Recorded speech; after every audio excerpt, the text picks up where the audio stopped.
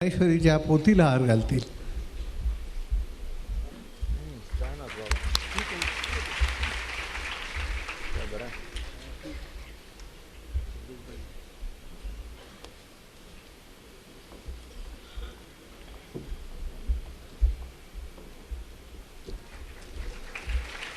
महाराज की जय. सद्गुरु दादा महाराज पा महाराज की जय. नमो शतबोध विदग्धा विद्यारविंद प्रबोधा पराप्रमेय प्रमदा विलासिया. नमो संसार तमसूर्या अपरमित परमवीर्या तरुण तरतुर्या लालन लीला. नमो जगदखिल पालना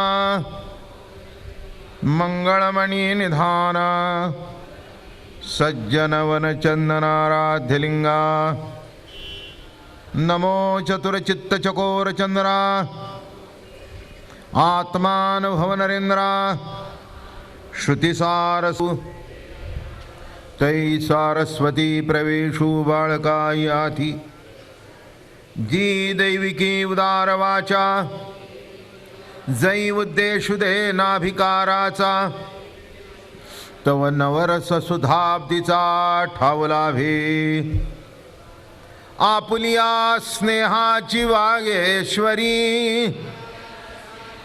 जरी मुखिया ते अंगीकारी. तो वाचस्पते शिकरी प्रबंध होडा. हात ठवा दयावरी झळके ती हा पद्म कुर्माथा पारुखे. तो जीव चिपरितुके महेशेशी. एवढे जे महिमेचे करणे ते वाचावळे वाणवी कवणे. काय सूर्याचंगा उठणे लाविदतासे केवता कल्पतरुवरी फुलवरा. कायसे निपाहुणे वृक्षरसागरा. आकळिता के असे साधन ते जाणो निमियान मन निवांत केले. जरी प्रज्ञेचे न्याथिलेपणे श्री गुरु सामर्थ्यारूप करू म्हणे. तरी ते मोत्या भिंग देणे तैसे होईल. 15.5 रजतवणी तैशी स्तुती जी बोलणी. उगयाजी माथा ठेविजे चरणी हे जी भले. कुंडलिकावरती हरिविठ्ठल श्री ज्ञानदेव तुका ज्ञानेश्वर महाराज तुकाराम महाराज सद्गुरुदादा वैष्णव संत श्रेष्ठ ज्ञानेश्वर भगवान. आणि पहिली ओवी चालू आहे आपली. ओम नमो ज्याद्या वेद प्रतिपाद्या जय जय ससंविद्यात्मरूपा देवा.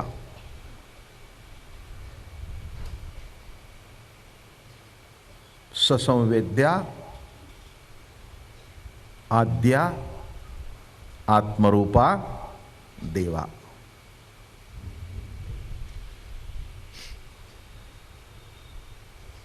ओम नमोजी आद्या. कोण नमो? आद्या. वेदाने ज्याच्याबद्दल प्रतिपादन केले असा. ससंवेद्या आद्या आत्मरूपा देवा. परवाच्या प्रवचनातून देव शब्दावर चाललं होतं. देवाबद्दलच्या भिन्न भिन्न कल्पना आहेत. कोणाचा देव कोण, कोणाचा देव कोण, कोणाचा देव कोण. देवाची सुद्धा मजा आहे बरं का. लग्न झालं की बाईचा देव सुद्धा पालटतो.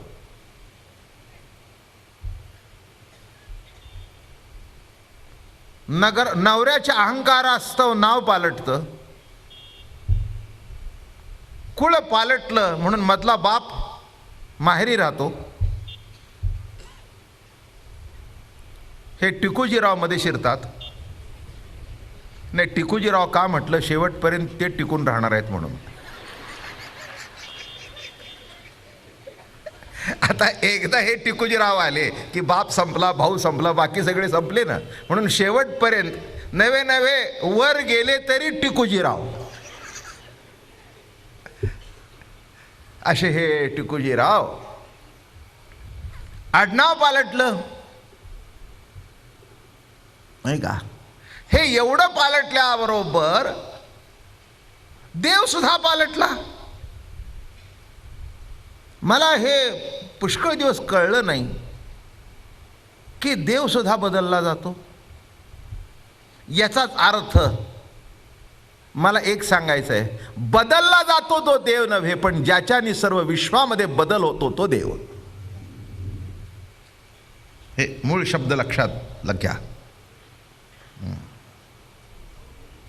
बदलता येतो तो देव नव्हे, ज्याच्याने बदल होतात तो देव. म्हणून परवा सांगितलं देव दिव प्रकाश. आणि जरा अजून निराळ्या तऱ्हेने सांगतो. भागवतकार म्हणाले, सांडो निरूप नाम अभिमान स्फुरे जे का उद्धवपण ते मद हृदयस्थाचे रूप जाण त्यासी तत्वा शरण रिगावे. कोण देव? जरा नीट समजून घ्या, त्याच्याकरता हे सगळे खटपट आहे बरं का. आम्ही देवाला जाऊन आलो नव्हे, जो सतत आमच्या बरोबर आहे तो देव. जाऊन आलो नाही असं म्हणा फार तर फार, देवळात जाऊन आलो, पण देवाला जाऊन आलो म्हणू नका. देव जर तुमच्या बरोबर नसता देवळात जायला तर देवळापर्यंत पोचलाच नसता. काही काय माणसं भाग्यवान असतात, देवळाला जाता जाता अर्ध्या रस्त्यातच कचकतात. देवानी मध्येच सोडलं. म्हणून देव बरोबर आहे, देवळात जाता म्हणा, देव तर बरोबरच आहे, तो कधीही टाकत नाही. तुम्ही मानलं तरी ठीक आहे, न मानलं तरी ठीक आहे म्हणलं तरी ठीक आहे, नाही म्हणलं तरी ठीक आहे. असा जो कोणी आहे तो देव आहे.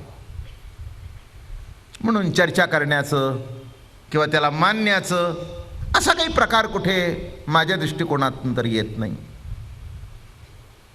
ज्याच्या अस्तित्वामुळे माझं अस्तित्व आहे, दिसू दे नाही तर न दिसू दे, नाही का. वारा दिसत नाही पण लागतो ना, कळतो ना. एक म्हणला मला थंड वारा आला.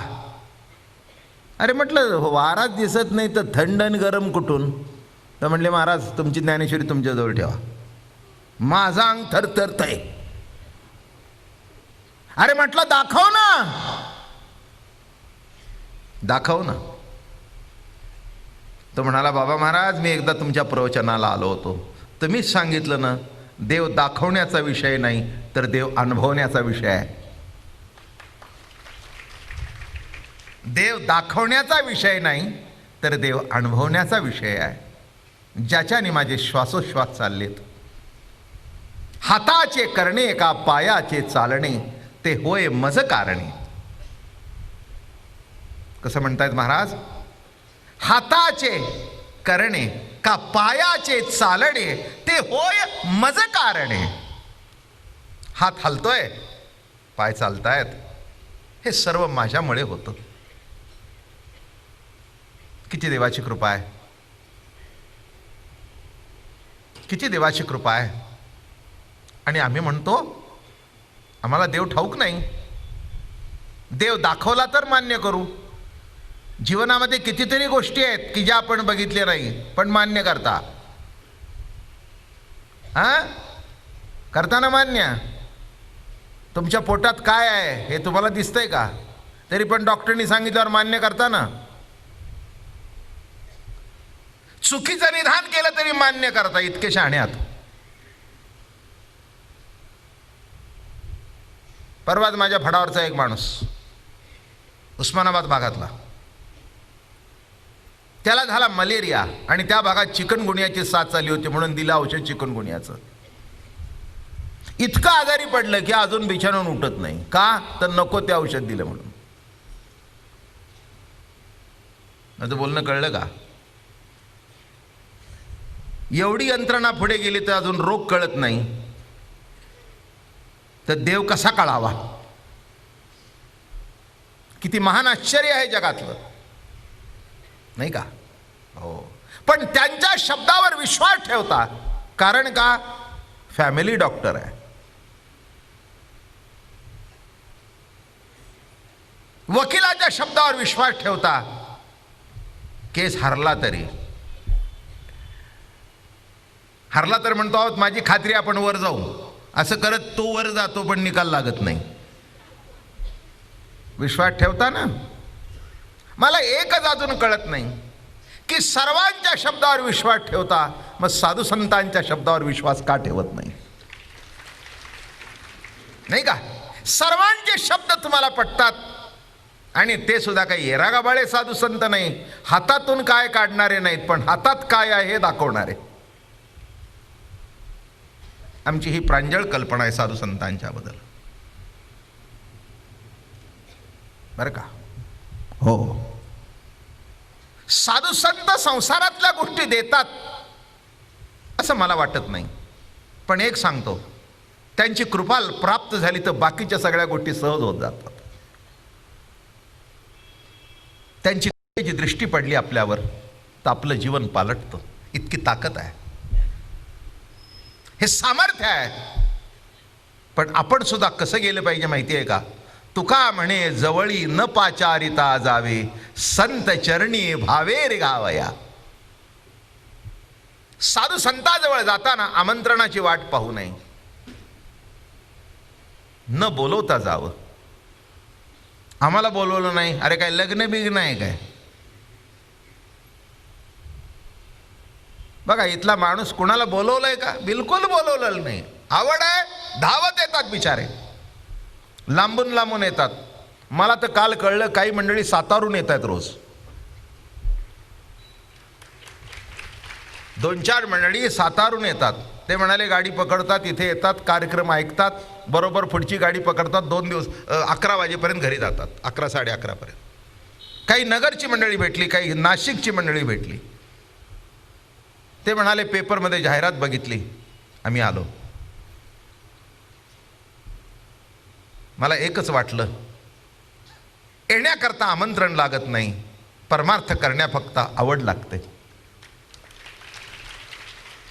आणि म्हणून तुम्ही रोज येता, त्याचा मला आनंद आहे, मोठं कौतुक आहे, कौतुक आहे. पुन्हा सांगतो, हा कार्यक्रम फुकट ठेवलाय म्हणून येतात असं नव्हे. हा कार्यक्रम फुकट ठेवलाय म्हणून येतात असं नव्हे. मी कधी असं त्याचं विश्लेषण केलं नाही. माझं विश्लेषण एकच आहे, आवड आहे म्हणूनच येतात. हो, वस्तुस्थिती आहे. आवडीशिवाय कोण वेळ काढतो? आवडीशिवाय एक कार्यक्रम ऐकण्याकरता 2-4 तास कोण घालवतो? भाग्यवान आहात, भाग्यवान आहात. का म्हटलं मी? ज्या प्रभूने जिवंत ठेवलं त्याच्याबद्दल ऐकण्याची आवड तुमच्या अंतःकरणामध्ये प्रगट होणं, याच्यापेक्षा आणखीन भाग्य तरी कोणचं? किती गोड लिहितात महाराज. म्हणाले, भाग्य तरी नव्हे धनपुत्र दारा, निकटवास बरा संतापाई. का संतांच्या जवळ निकटवास असावा? तर संतांच्या जवळ आपल्यात नांदणाऱ्या देवाची आपल्याला ओळख होते. काय ईश्वरी सत्तेचा चमत्कार आहे. नुसतं आकाशातले तारांगण बघा, काय आनंद वाटतो. टाटा बिर्लानी केलेलं ते तारांचं मंडल बघून आपण तिकीट काढून बघायला जातो. अगदी आकाशासारखं वाटतं ना. म्हणजे कृत्रिम केलेलं बघण्याकरता तिकीट काढून जाता, आणि जे फुकट आहे तिथे वर बघायला सुद्धा पुरसत नाही.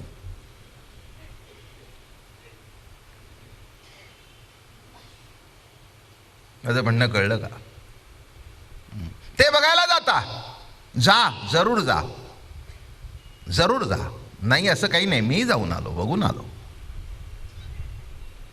कशा करता सांगितलं? त्याचं कौतुक वाटतं. पण निळनिळे तारे आकाशामध्ये रोज चमकतायत. काय ईश्वराची मजा आहे, नाही नाही का? अशी मूठ उघडली की रात्रीच्या वेळेला चंद्रमा येतो, सकाळ उजेडले की त्याला मुठीत घेऊन खिशात ठेवतो की सूर्य वर आला. काय मजा आहे, काय तारामंडल आहे. अगदी शब्दशः अर्थाकडे जाऊ नका, त्यातला विलास बघा सांगण्यातला. नाहीतर म्हणाल असा कुठे असतो का. मी याच्याकरता थोडं अलंकारिक भाषा समजावी लागते, त्या बोलण्यातलं कौतुक समजावं लागतं. पाठीवर थाप टाकलेली आणि पाठीवर मारलेलं. काय काय वेळेला थाप सुद्धा जोरात बसते, पण ते कळावं लागतं. लागलं तरी हरकत नाही, हे थाप आहे. आणि काही काय वेळेला मार असा असतो, त्या व्यक्तीला न बघता मान फिरवले की 4 थोपाडीत बसल्या. तेव्हा हे नीट लक्षात घ्या. ज्ञानेश्वरीतला अलंकार काय आहे, ज्ञानेश्वरीतलं कौतुक काय, बोलण्याची पद्धत कशी आहे. तसं देवाबद्दल बोलताना नाथ बाबा म्हणाले, सांडोनी रूप नाम अभिमान. हे बाजूला काढ. रूप जरा जा त्याच्या पलीकडे, नाम जा त्याच्या पलीकडे. नाही का हो, नाम मागून आलेलं आहे. रूपात कायम बदल आहे का नाही सांगायची गरज नाही. घरी जाऊन तुमचा पाळण्यातला फोटो बघा आणि आता साठीतला बघा, संपलं. लग्नातला बघा, बायकांनी आपले बघावे लग्नातले. अगदी नवऱ्याने सडपातळ म्हणून केली.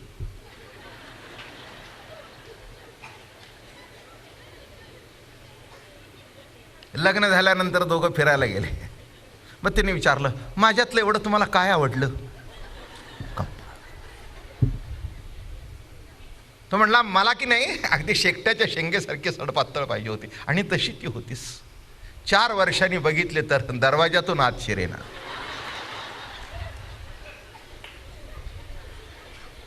आता काय सांगावं मंडळी, किती आश्चर्य आहे. मी रूप सांगतोय, दुसरं काहीही सांगत नाही. आहे का रूप? मग हे पहिली बघितली तिचं रूप, नंतर 2-4 पोरं झाल्यावरचं रूप. मग काय म्हणाला, तुझे दात थोडी एकही शिल्लक राहिलं नाही. काय दात, रूप रूप. ते म्हणताय जे नाशिवंत आहे ते बाजूला काढ. सांडोनी रूप नाम. नाही का, किती नावं बदलली. पाण्यातलं एक, मग लाडात हाक मारलेलं एक. माझा बब्या, माझा सोन्या, माझा चिमण्या, माझा लाडका, माझा पोपट, माझा चिमणा. काय त्या नावाला काही अर्थ आहे का? माझं गुणू गुणू. खेड्यापाड्यातली बाई अगदी कौतुकाने आपल्या मुलाला म्हणत होती, माझा सपेटीचा लाटा.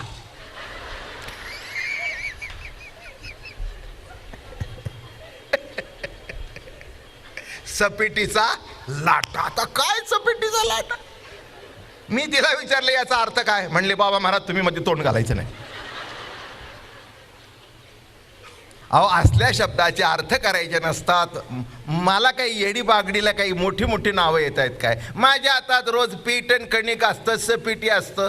फार माझा जीव आहे त्याच्यावर, म्हणून माझा सपेटीचा लाट. काय सांगितलं? सांडोनी रूप.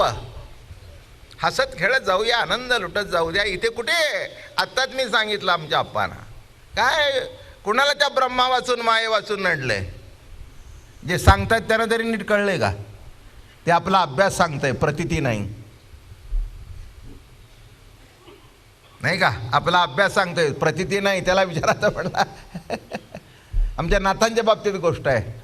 आमचे नाथ बाबा थोडीशीच सांगतो, पुढचं सांगत नाही, एवढंच सांगतो. नाथ बाबांना कीर्तनाची फार आवड. 5-6 वर्षाचे होते. पैठणला एक हरदाशी बुवा कीर्तनाला आले आणि त्यांच्या कीर्तनाला नाथ गेले. त्यांनी सांगितलं, महाराज जाहीत ते काला ते ठाई मनुष्य जन्माचं सार्थक जर असेल तर सद्गुरू भेटण्यामध्ये आहे. सद्गुरू भेटल्याशिवाय तरणोपाय नाही. झालं, नाथ बाबांनी तेवढा शब्द पकडला. कीर्तन झाल्यावर त्यांच्या पायावर डोकं ठेवलं आणि म्हणले, महाराज मला सद्गुरू कुठे भेटेल? ते म्हणले बाबा अजून मलाच भेटला नाही तर तुला कुठून सांगू. माझं म्हणणं कळलं काय? असं खूप सांगता येतं, त्याच्याबद्दल काही प्रश्न नाही आहे. तसं नाही आहे. आनंद लुटत लुटत एक एक शब्द तुमच्या पुढे मांडीन. सांडो आणि रूप, आ रूप आपोआप सांडलं जात आहे, बदलत जात आहे. आपलंच रूप बघा, आपले फोटो बघा. जन्मलेल्या दिवसापासून आज सोय आहे. The first snap, first day. बरं का, अगदी पाळण्यात जाऊन आता काय डिजिटल झाले तिथे जाऊन काढतो. मग सांगता हे बघ पहिल्या दिवसाला असं होता, अजून असे डोळे सुद्धा मिटलेले होते. मग करत करत करत अल्बम जर बघितला, किती बदल किती बदल किती बदल. रंगात बदल काय, रूपात बदल काय, बदल बदल बदल होत गेला. म्हणून नाथ म्हणाले जरा बाजूला ठेव. सांडो आणि रूप नाम. काय नामात आहे? बदलता येतं ते. एखाद्याला एखादं नाव आवडलं नाही ना तर तो कायदेशीर रित्या का बदलून घेऊन येतो. बदलता येतं त्याला कायदेशीर रित्या. ते गव्हर्नमेंटचं काय म्हणतात त्याला? गॅझेट. गव्हर्नमेंटच्या गॅझेटमध्ये दिलं की नाव बदललं. त्याच्यामध्ये काही विशेष करायचं काही कारण आहे म्हणजे ते बदलता.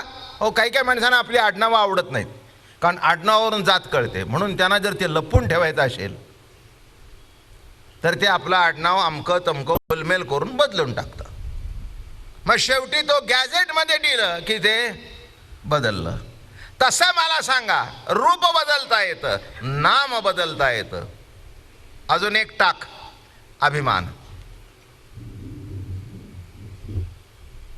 रूप टाक बाजूला, नाम काढ बाजूला.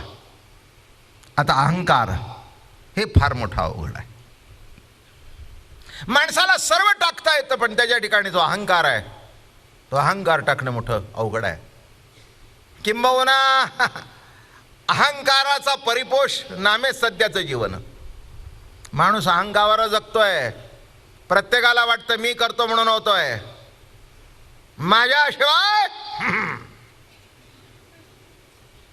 काही काय म्हातारे तर माफ करा मला, आता तुमच्यावर प्रेम आहे, मी म्हाताऱ्यांच्या ओळीतच आहे. 71 चालू आहे आता. तेव्हा मी काय अगदी तरण्यांच्या ओळीत मोडतो असं नव्हे, पण बोलायची सवय असते. कार्ट्यानो, मी एकदा वर जाऊ द्या म्हणजे तुम्हाला कळेल. जा ना. काय कोणाचं अडलंय? उलट नको ते बोलून मध्ये तोंड घालता त्यापेक्षा हा जावा. माझं बोलणं कळलं का? माणूस म्हणतो माझ्याशिवाय काय होतं. अरे वृक्षाचेही पान हले जाची सत्ता. पुढचा आहे का? राहिली अहंता कोठे मग. काय प्रमाण देताय जगद्गुरु. अरे वृक्षाचं सुद्धा पान त्याच्या सत्तेने हरतं आणि मग मी करतो माझ्यामुळे चालतं. कुठे अहंकार राहिला तुझा?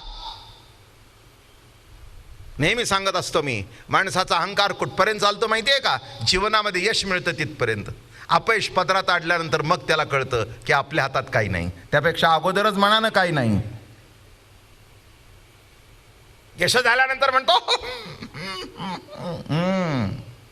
जपून बोल, जपून बोल, जपून उच्चार कर. काय? अरे प्रभूच्या सत्तेने घडतंय. माझ्या तर आयुष्यात सध्या तर पावलोपावली अनुभव आहे. थोडं थोडं काय आयुष्य गेलं नाही बाबानो. या फेब्रुवारीला 71 संपेल आणि पुन्हा 72 मध्ये प्रवेश करेन. एका साधू संताच्या कुळामध्ये जन्म झाला माझा. कानावर दुसरं काहीच पडलं नाही. इंग्रजी माध्यमाच्या शाळेमध्ये शिक्षण झालं, उत्तम शिक्षण झालं. इंग्रजी पुस्तकं खूप वाचली, खूप ऐकलं, हो वाचनही खूप झालं. पण मला सगळं वाचून एकच कळलं की माझ्या ज्ञानेश्वरीसारखा महान ग्रंथ जगात दुसरा नाही. आणि अमृतानुभवाच्या तोडीचं तत्वज्ञान विश्वात नाही. हे बघितलं मी, हे बघितलं. तुम्हाला माहिती आहे, रमण महर्षीने जेव्हा अमृतानुभव बघितला, डोक्यावर घेऊन नाचले रमण महर्षी. आणि ते म्हणाले, फार उशिरा हा ग्रंथ माझ्या हातात आला, फार उशिरा हा ग्रंथ माझ्या हातात आला. लक्षात ठेवा मी कशा करता सांगतोय. काय सुंदर ओवी सांगतात.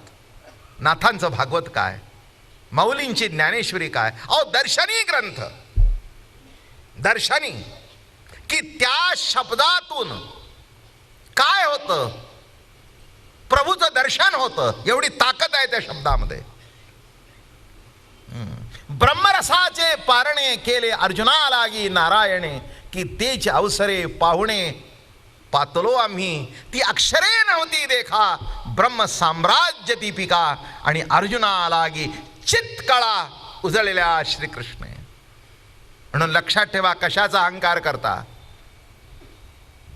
कशाचा अहंकार. आमच्या घरात मोठी गंमत असते. आमची आई काय, आमची आजी काय, चुलती काय. आमच्या दादा महाराजांना खीर फार आवडायची.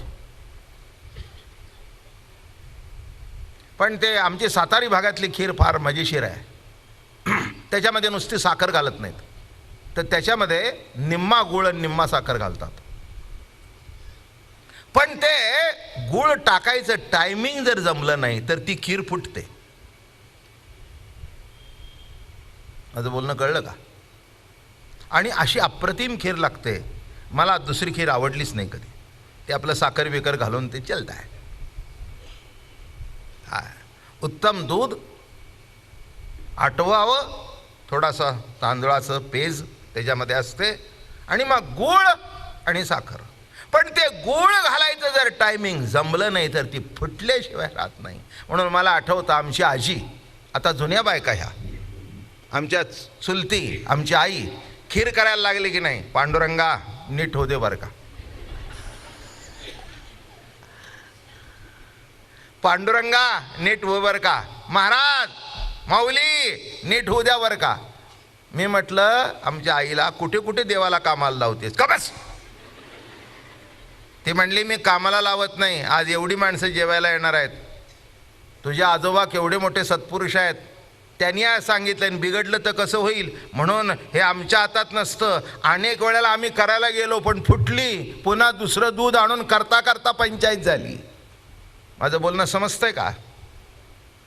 साधा स्वयंपाकातला भाग आहे, तो सुद्धा नीट होण्याकरता अहंकार बाजूला सारावा लागतो. मी केला असं म्हणूच नकोस, करता देव हाचे निर्धार. ही अध्यात्माची परिसीमा आहे. किती तुम्हाला वेदांत कळतो, किती सांगता, किती वेदाच्या रुचा पाच आहेत. उलट त्याचं पाठांतर झाल्यानंतर म्हणतो, I am the only one in Pune city. उगीच मेजाच मारू नकोस.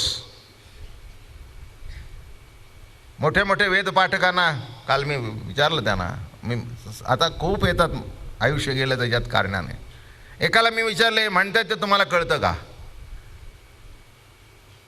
पंढरपूरचे एक म्हणाले, ते म्हणले, बाबा महाराज मी शाळेत संस्कृत शिकवतो आणि बाकीचं संस्कृत मला कळतं. भागवतातलं संस्कृत श्लोक कळतात, पण वेदाचं संस्कृत निराळं आहे, त्याचं व्याकरण सुद्धा निराळं आहे, साधा आम्हाला कळत नाही. आणि पाठ म्हणतो. कळलं का? म्हणणं आणि कळणं जमीन आसमानचा फरक आहे. आणि म्हणून कळण्याकरता या मराठी भाषेतून प्रगट झालं. कशाचा अहंकार? पाठ केलं त्याचा नाही, नाही, पाठ करणं हा भाग निराळा आहे, प्रॅक्टिस आहे ती. तुम्हाला जर ज्ञानेश्वरी पाठ करायची असेल तर रोज वाचत चला. रोज 15-15, 20-20 होईल. 20-25 वर्षामध्ये अख्खी ज्ञानेश्वरी पाठ होईल. त्याच्यात काय? मागचं म्हणायचं पण वेळ पाहिजे तेवढा. रोज मागचं म्हणायचं आणि पुढच्या 10 पाठ करायच्या. मागचं म्हणायचं, तेच करायचं, तेच करायचं. जेव्हा मी 12वा अध्याय 9वा अध्याय पाठ झाला माझा, संपूर्ण पाठ लहानपणी. तो कसा पाठ झाला? असा हातात घेऊन बसलो नाही.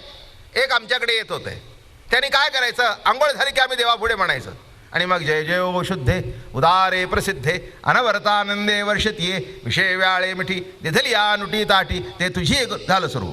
अशा 10 ओव्या म्हणून घ्यायच्या, आणि त्या 10 पाठ झाल्या की पुढच्या. असं करत करत नुसतं रोज एकदा म्हणायचं आणि अध्याय पाठ झाला. मी कशा करता सांगतोय? ही प्रॅक्टिस आहे. पण तो 12वा अध्याय कळण्याकरता 30 वर्षे गेली असतील. कशा करता सांगितलं मी. अभ्यासाचा अहंकार करू नकोस. पहिला नंबर आला, ठीक आहे, आम्ही म्हणतोय बुद्धीचं कौतुक आहे. अरे पण वेळच्या वेळेला आठवणं हे कोण आहे? आठवून देणारा कोण आहे? सुचवणारा कोण आहे? हे जो सगळं करतो त्यालाच मी देव म्हणतोय. म्हणून इथे म्हणतात अहंकार धरू नको. स्फुरे जे का सांडोनी रूप नाम अभिमान, स्फुरे जे का उद्धवपण. जरा पुढे सरू. अहंकारावर अजून 4 दिवस सांगेन, त्याच्यात काय विशेष. अरे का अहंकार सुद्धा निराळे असतात. संसारातला अहंकार निराळा, परमार्थातला निराळा आणि अध्यात्मातला निराळा. कळलं का? हे 3 सांगता सांगताच आणखीन दिवस जातील. संसारातला अहंकार सांगायची गरज आहे का? त्यातले अनुभवाच्या सगळ्या मूर्ती आहेत माझ्यासमोर बसलेल्या.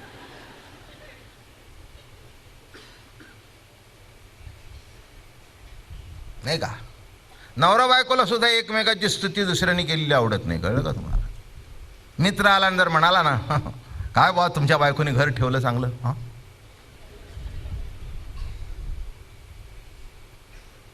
एकमेकाला एकमेकाची स्तुती केलेली आवडत नाही असं घर आहे. संसारातला अहंकार कशाला सांगता ते तर तुम्हाला माहिती आहे.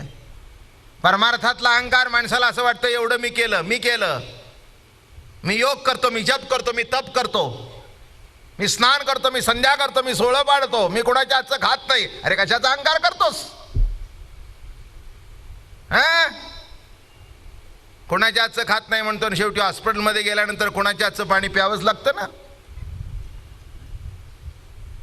अगदी कितीही काही पाळलं तर अहंकार कधी धरू नका. लक्षात ठेवा, परमार्थातला अहंकार माणसाला असं वाटतं मी अभ्यास केला, मी अमकं केलं, द्या सोडून सगळं. आणि आध्यात्मिक अहंकार सांगू का, मी ब्रह्म, हा आध्यात्मिक अहंकार पुष्कळ सांगण्यासारखा आहे. म्हणून या ठिकाणी महाराज म्हणाले ह्या सगळ्या अहंकारातून बाहेर पड आणि स्फुरे जे उद्धवपण तोच देव. मी उद्धव, मी उद्धव, मी उद्धव. चला तुमच्याकरता माझ्याकरता समजण्याकरता मी बाबा महाराज, मी बाबा महाराज. तसं तुम्ही कोणतरी प्रत्येकजण म्हणता मी अमका आहे, अमका आहे. त्या नावाने हाक मारला की लाखातून ओ देता, लाखातून ओ देता. म्हणजे मी उद्धव. स्फुरे जे का उद्धवपण, मी उद्धव, मी उद्धव, मी उद्धव, मी उद्धव, असं जे स्फुरण आहे तिथेच मी आहे. ते मद हृदयस्थाचे रूपदान. लक्षात ठेवा, हे शब्द तुम्हाला कोणत्याही वाङ्मयात भेटायचे नाहीत. तुम्हाला हृदय शब्द भेटेल, पण या नाथांच्या वाङ्मयामध्ये हृदयस्थ शब्द भेटेल. फार अपूर्व शब्द आहे हृदय आणि हृदयस्थ. हृदय हे ते ज्याच्याने चालतं, हृदयस्थ. किती जवळ जोडून दिलं बघा. ते मद हृदयस्थाचे रूपदान. देव, देव हृदयस्थ, सर्वभूतांचा हृदयस्थू तोच श्री कृष्ण परमात्मा नाथू. सर्वभूतांचा हृदयस्थ परमात्मा आहे, या ठिकाणी आहे. म्हणून इथे हात गेला, इथे हृदय आहे. आणि हृदय बंद पडल्यानंतर सर्व संपलं. आणि तो ज्याच्या सत्तेने चालतो तो हृदयस्थ इथे आहे. सर्वभूतांच्या अंतरी चिद्वृत्तीच्या सहस्त्र करी उदयाला असे जो. सर्वभूत मात्रांच्या अंतरामध्ये चिद्वृत्तीच्या सहस्त्र कमलामध्ये जो उदित पावलेला आहे असा जो तो परमात्मा आहे का नाही. कळणं न कळणं दिसणं हा पुढचा भाग आहे. कळणं न कळणं हे पुढचं काय. काय म्हटलं मी पहिल्यांदा, आहे हे गृहीत धरा. आहे हे मान्य केल्याशिवाय पुढचं नाही. तुम्ही जर नाहीच म्हणला मग अवघड आहे, अवघड आहे. तो आयुष्यभर राहतो पण लपून राहतो.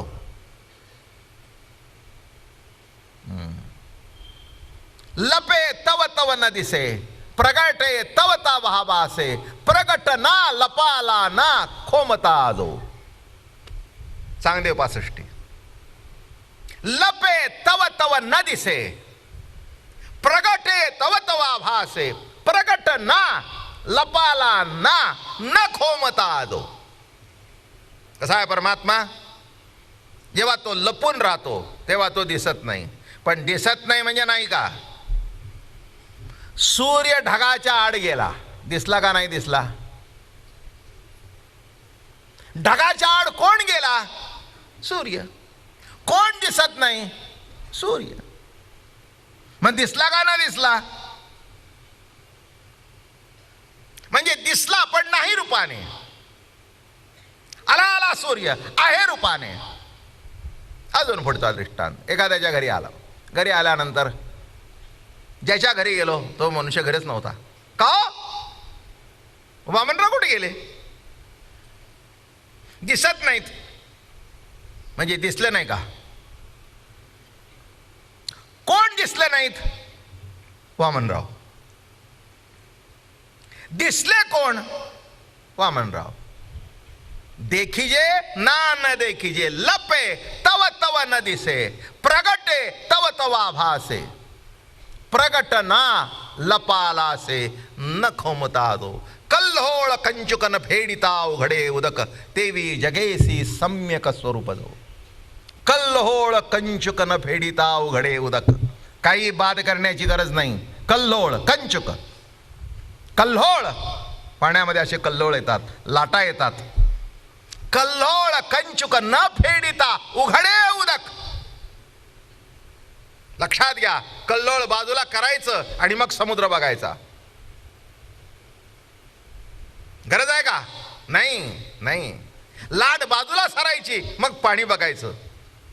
लाट म्हणजेच पाणी, कल्लोळ म्हणजेच पाणी, तरंग म्हणजेच पाणी. तरंग उदकाचे अंग, तरंग उदकाचे अंग, उदकावरी तरंग, तरंग उदकाचे अंग. तसं परमात्मा नाही रूपाने असलं तरी तोच आहे रूपाने असला तरी तोच आहे. बरं का? म्हणून काय सांगतायत? सांडोनी रूप नाम अभिमान स्फुरे जे का उद्धवपण, ते मज हृदयस्थाचे रूप जाण. असा जो हृदयस्थ त्याला तू शरण जा. किती महत्वाचं आहे बघा. त्याला तू शरण जा. पण शरण केव्हा जाशील? वरचा ओवीचा अर्थ पुन्हा सांगतो ज्ञानेश्वरीच्या माध्यमातून.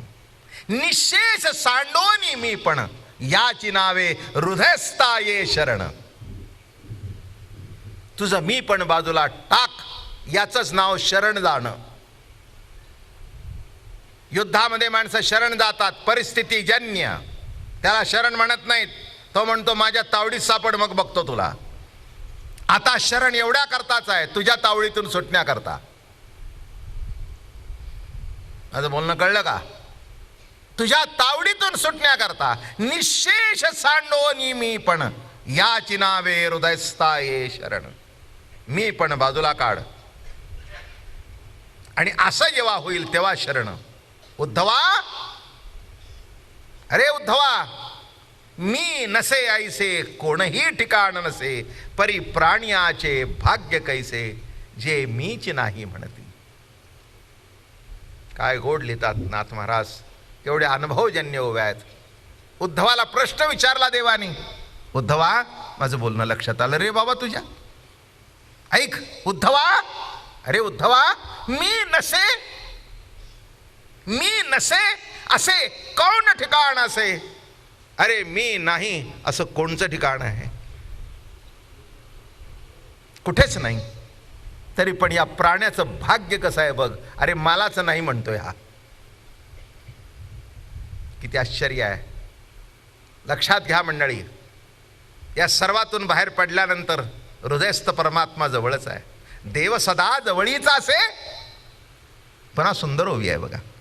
भागवतकार म्हणतात, देव सदा जवळीच असे, त्या लागी जन कैसे झाले पिसे, पाहो जाती देशो देसे, ते देखो निहासे गदगदा. साधू संत हसू लागले. आश्चर्य वाटलं त्यांना. एकाने विचारलं, महाराज हसता का? ते म्हणले, हसतो का कळलं का? तुला तुकाराम महाराजांच्या भाषेत सांगतो, तुझे आहे तुझ पाशी परी तू जागा चुकलासी. तुझे आहे तुझ पाशी, पण जरा अंतर्मुख व्हा. बघाल तर दिसेल. तुम्ही असंच बघताय, कसं दिसायचं? माझं बोलणं कळलं का? आता मी इकडे बघतोय ना, माझ्या सदऱ्यावर जरी काही डाग असला तरी मला दिसत नाही इथला. तुम्हाला दिसतो पण मला दिसत. एखाद्या वेळेला बुक्का लावता लावता इथे पडतो, अशा ठिकाणी पडतो, किती वाकलं तरी दिसत नाही. त्याच्याकरता आरसा असतो. आणि काही कळलं असाच निघालो, दिसत नाही. मग कोणतरी म्हणतं, इथे काय पडले? म्हटलं मला दिसलं नाही. दिसणारच नाही. माझं म्हणणं लक्षात आलं का? असाच बघतोय, इथला केव्हा दिसेल? इथे वाकेल तर नक्की दिसेल. इथे वाकणं म्हणजे कळलं का? त्याला शरण येणं. वाक जरा, वाक खाली, वाक खाली, वाक. किती दिवस ताट उभा राहणार आहेस? किती दिवस ताट उभा राहणार? जरा वाक. मान खाली झाली की तुला कळेल, खाली झाली की तुला कळेल. मी एक दृष्टांत सांगत असतो. एक मनुष्य मोठा अहंकारी होता. सुंदर नदीचं पाणी वाहत होतं. सुंदर पाणी वाहत होतं, स्वच्छ पाणी, इतकं सुंदर पाणी की त्या पाण्यामध्ये खालचा तळ दिसत होता. इतकं सुंदर पाणी होतं. त्याला वाटलं होतं सगळे मला शरण येतात, सगळे मला घाबरतात. अलेक्झांडर प्रवृत्तीचा माणूस होता. हिटलर प्रवृत्तीचा माणूस होता. पाण्यात उभा राहिला, त्याचं प्रतिबिंब पडलं. पाण्याला म्हणाला, ए काय समजतोस? तहान लागली आहे मला, कळत नाही का तुला मी का आलोय? ते म्हणले, असं ताट उभं राहून तुला मिळायचं नाही, खाली वाक. समजलं का? खाली वाक. ओंजळ घे, हातात घे, माझ्या लेवलला ये. वाकणं म्हणजे प्रभूच्या लेवलला जाणं, त्याच्या लेवलला जाणं, त्याच्या लेवलला जाणं. आपण म्हणतो ना, अजून पातळी गाठली नाही. संसारामध्ये वरची पातळी गाठावी आणि परमार्थामध्ये खालची पातळीला यावं. संसारामध्ये तुम्ही किती प्रगती केली हे महत्वाचं आहे, आणि परमार्थामध्ये केलेली प्रगती मी केली नाही, तो प्रभू करून घेतो, इतकं खाली यावं लागतं. म्हणून वाकल्याशिवाय परमार्थ नाही आणि ताट राहिल्याशिवाय संसार नाही. असं ह्या दोन्हीची दोन उत्तर आहेत. मग शेजारचा प्रधान म्हणाला, महाराज मरायचं आहे का? कालपासून पाणी पिला नाही, आता वाका. वाकल्यानंतर पाणी म्हणालं, पी रे, किती पाहिजे तेवढं पी, किती पाहिजे तेवढं पी. तुझ्या अख्ख्या सैन्याला पाचतो मी पाणी, पी पी पी. बरं वाटलं कुठेतरी वाकलास, बरं वाटलं. तसं इथे हृदयावर नजर जायची असेल तर मान वाकडी केल्याशिवाय नाही, असंच वाकावं. म्हणून म्हणतायत, उद्धवा मी नसे दुसरी होई, जवळीच असे देव सदा जवळीच असे. त्या लागी जन कैसे झाले पिसे, पाहो जाती देशो देसे, ते देखो नि हसे गदगदा. मला एक सांगायचंय, एकदा आहेचं ठिकाण कळू द्या, मग गावभर फिरा, काही बिरकत नाही. एकदा आपल्या घराचा पत्ता आपल्याला नीट माहिती असला, आपलं घर कुठे आहे हे नीट माहिती असल्यानंतर आपल्या घरातली माणसं कुठेही गेली तरी आपल्याला काळजी वाटत. मुलांना कुठपर्यंत आपल्याला काळजी वाटते? आपलं घर त्याला नीट माहिती नाही तिथपर्यंत. बरोबर आहे ना? बरोबर आहे ना? पण घर ठाऊक झालं की काळजी करायचं कारण नाही. मग वडिलांनी काय केलं, त्याची परीक्षा घेण्याकरता एकदा भर मार्केटच्या बाजारामध्ये तोच म्हणायचा, मला सगळे रस्ते माहिती आहेत. एकदा भर मार्केटच्या बाजारामध्ये त्याच्यापासून लांब निघून गेले आणि मग तो काय करतो ते बघितलं. मग त्याने हळूहळू गल्लीतून बरोबर आला, पाठीवर ताप टाकले. आता तुला कळलं, आता जा कुठेही. तसं मुळातला देव कळावा, मग केवढ्या तीर्थयात्रा करायच्या तेवढ्या कराव्यात.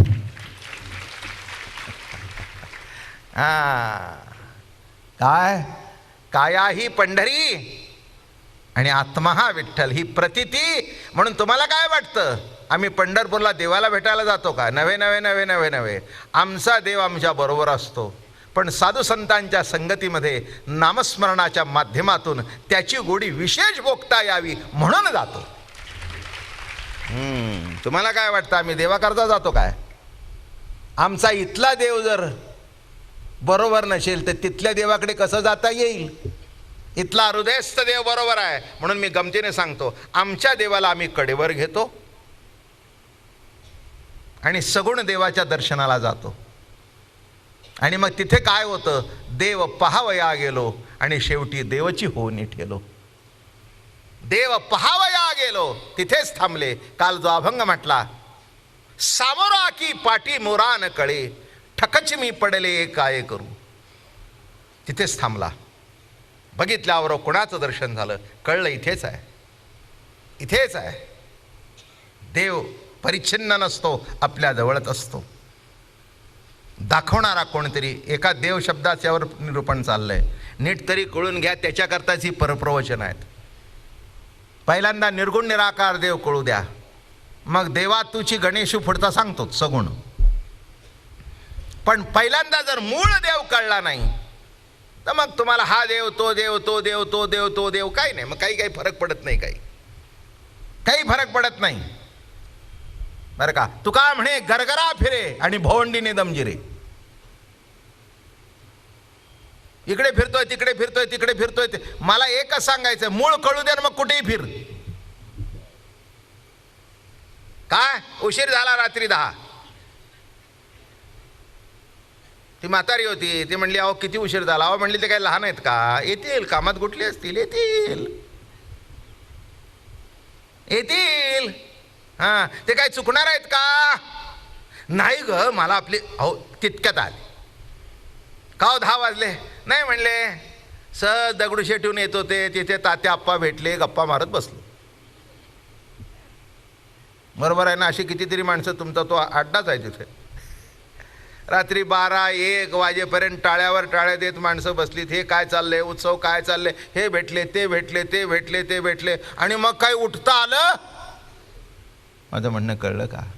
कुठेही जाऊ दे, फक्त एवढं कळू दे.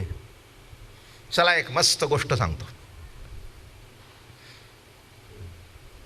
छोटीशीच पण मार्मिक. रवींद्रनाथ टागोरांनी आपल्या गीतांजलीमध्ये लिहिलंय. फार छोटीशी कथा, पण अशी मार्मिक कथा आहे की बस.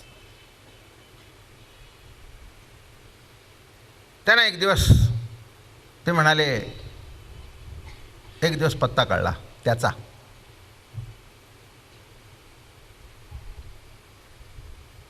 पत्ता कळला. पत्ता कळल्यानंतर इतका आनंद झाला, इतका आनंद झाला, इतका आनंद झाला, बस नाही आनंदाशी जोडा, इतका आनंद झाला. मग कोणीतरी सांगितलं, अमक्या बिल्डिंगमध्ये पहिल्या मजल्यावर ते राहतात. असंच लिहिलंय त्यांनी, एका ठिकाणी राहतात.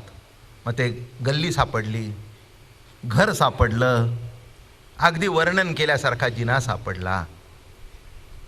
आणि रवींद्रनाथ म्हणाले, मी बिस्कत पायऱ्या चढत वर गेलो.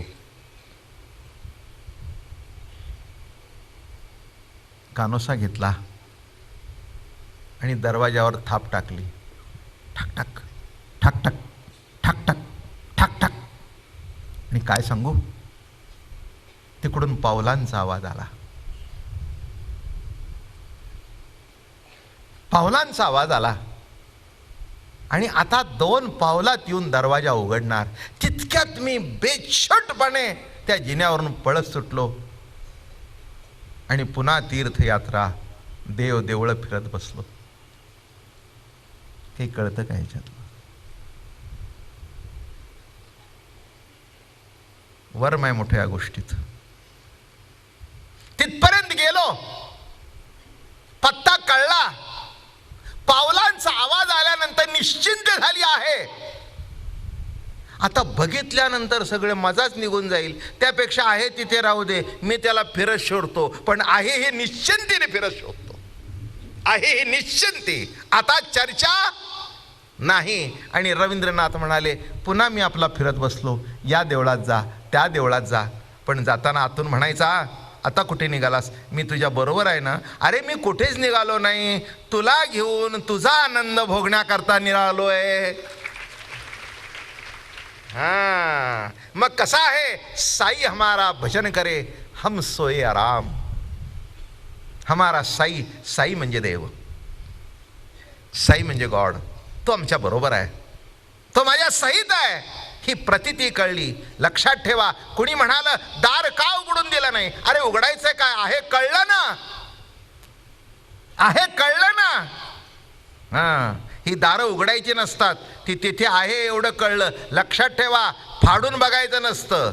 फार तर फार ते लावा डॉक्टरचं, निथे लावा, ठॉक ठॉक ठॉक, समजावं पावलं वाचतायत, समजावं पावलं वाचतायत. किती गोड दृष्टांत आहे. हां, बघा ना, एकदा काहीतरी डॉक्टरला सहज म्हणावं, जरा द्यावं ते आम्हाला लावून बघू द्या. असं लावान बघा, आवाज येऊन ठॉक ठॉक ठॉक ठॉक ठॉक ठॉक, समजावं. आता तुम्ही जर म्हटलं मी फाडून बघीन, नका प्रयत्न करू. हा आवाज आवाज आवाज येतोय ना, हा जो नाद येतोय ना, अरे कुणाचा नाद आहे, कुणाचा आवाज आहे. म्हणून ते म्हणाले, देव सदा जवळीच असे, त्या लागी जन कैसे झाले पिसे. पाहो जाती देशोदेशे. ते बघण्याकरता या देशात जा, त्या देशात जा, त्या देशात जा. ठीक आहे, तो त्यातला विलास आहे बरे का. मी बद्रीनाथ केदारनाथला गेलो, पंढरपूरचा पक्का वारकरी, कट्टर. कुणी मला विचारलं, तुम्ही बद्री केदारला देव बघण्याकरता गेला का? हो म्हटलं गेलो. तिथे कसा दिसला? म्हटलं माझा देव पंढरपूरला पिवळा पितांबर नेसतो, पण हिमालयावर पांढरा स्वच्छ धोतर नेसलेला बघितला. माझ्या पांडुरंगाचं मला धवल दृश्य झालं. पांडूर रंग, कळलं का तुम्हाला? पांडूर रंग शब्दाचा अर्थ सुद्धा मोठा मजेशीर आहे. जेव्हा गोकुळातून पंढरपूरला गेले आणि गोकुळातून पंढरपूरला गेल्यानंतर अंगावर अशी धूळ उडली होती, सबंध धुळीने माखले होते. रस्त्याने जाताना बघा ना, आपल्या अंगावर वारा आला की धूळ उडते, तसं देव जोरात आले पुंडलिका करता, सबंध अशी धूळ उडलेली. आणि त्यांनी बघितलं, म्हणाले, काय रे सुंदर दिसतोयस, पांडूर रंग. पांढरा दिसत होता, किती सुंदर दिसतोयस, पांडूर रंग. नीट लक्षात घ्या, जिकडे बघावं तिकडे आपला देवच नटलेला असं दिसतं.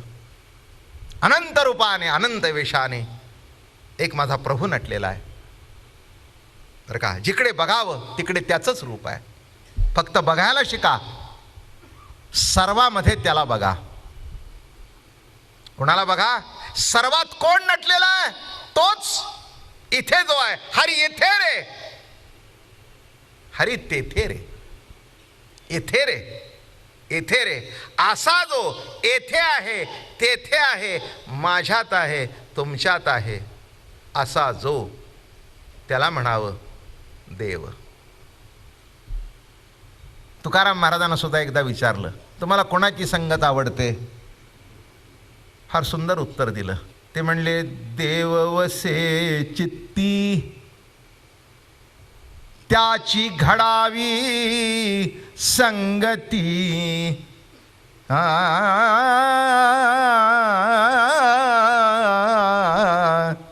त्याची घडावी संगती, ऐसे आवडते मना मना, ऐसे आवडते मना. याच्यात वर्म कळलं का? देव सर्वात आहे, पण अशांची भेट घडव की ज्यांच्या चित्तात आहे. जरा पुढे सरकलो मी. काय म्हटलं मी? देव सर्वात आहे, पण चित्तात किती जणांची आहे? तेव्हा कुणाची संगत घडव? देव ज्यांच्या चित्तात आहे आणि ज्यांच्या चित्तात आहे अशांची संगत घडल्यानंतर मला माझ्यातल्या देवाची ओळख घडेल. माझ्यातल्या देवाची ओळख म्हणून सर्व सुखाचा आराम, सर्व सुखाचा आराम किंवा त्याच्या पुढे सुंदर होऊया आहे. त्यामध्ये हृदयस्थाचे ठाई भजनशीळ कोणीच नाही. शिणता बाह्य उपायी जना पायी पडतात. त्यामध्ये हृदयस्थाचे ठाई असा जो मी हृदयस्थ परमात्मा, त्याच्या ठिकाणी उद्धवा अरे कुणाचंही लक्ष नाही रे, कुणाचंही लक्ष नाही रे. ते म्हणाले देवा असं का घडतं?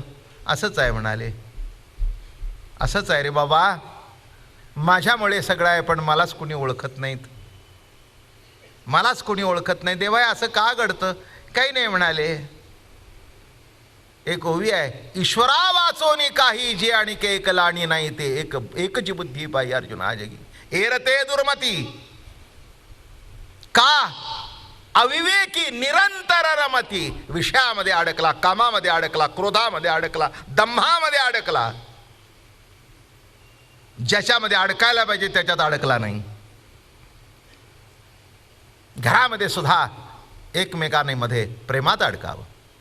ठीक आहे, पती पत्नी आहेत, काही काळ देहाचं आकर्षण असतं, कुणीच सुटला नाही त्याच्यातून. पत्नीला पतीचा आहे, स्त्रीला पुरुषाचा आहे, पुरुषाला स्त्रीचा आहे.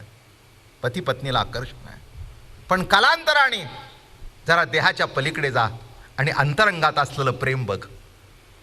तिथे देह मागे सरला बघा, तिचं रूप मागे पडलं.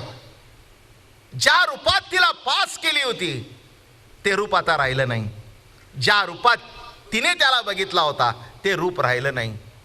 पण त्यावेळेला नुसतं एकमेकाच्या रूपाचं आकर्षण होतं. आता रूप बाजूला सरलं, उरलं फक्त प्रेम,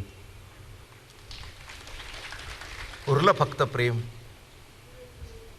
बरं का, तिला जाणीव झाली की आता हा जास्ती दिवस राहत नाही. तिचं अंतःकरण भरून आलं. एक दिवस पतीचा हात गेला, डोळ्यातून धार चालली होती, दोघंही थकले होते. मालक म्हणाले का रडतेस? आता मी तर म्हातारा झालो, रूप नाही, गुण नाही, 3 वर्ष झाली बिछाण्यावरून पडून आहे, घरातला मी निरुपयोगी आहे. ते म्हणली चला असाल त्याला निरुपयोगी असाल, पण तुमच्याशिवाय माझं जीवन नाही. या जगामध्ये ज्या दिवशी तुम्ही नसाल ना त्या दिवशी माझ्या असण्यालाच अर्थ नाही. काय? तुमच्या रूपाकडे आता माझी नजरच जात नाही, तुमच्या हृदयाकडे मी बघते. मला कळत का नाही? तुम्ही थकला, मी थकले. काही काही वेळा तुम्हाला पाणी लागत असतं मला माहिती आहे, पण मला उठावं लागेल म्हणून तुम्ही मागत नाही. हे तुमचं प्रेम मला कळत नाही का? हे तुमचं प्रेम मला कळत नाही का? म्हणून तुम्ही काही दिलं नाही तरी चालेल, पण तुमचं केवळ असणं हाच माझा जिवंतपणा आहे. तसं परमार्थामध्ये देव कळला नाही तरी हरकत नाही, पण त्याचा असणं हाच आपला जिवंतपणा आहे. आणि पतीपेक्षा मुलापेक्षाही, नवऱ्यापेक्षा बायकोपेक्षाही तो प्रभू आपल्यावर प्रेम करतो. एवढं जरी जाणलं, जाणे भक्तीचा जिव्हाळा तोच दैवाचा पुतळा. पुंडलिका वरदे हरिविठ्ठल. श्री ज्ञानदेव तुकाराम. विठ्ठल विठ्ठल विठ्ठल विठ्ठल विठ्ठल विठ्ठल विठ्ठल विठ्ठल विठ्ठल विठ्ठल.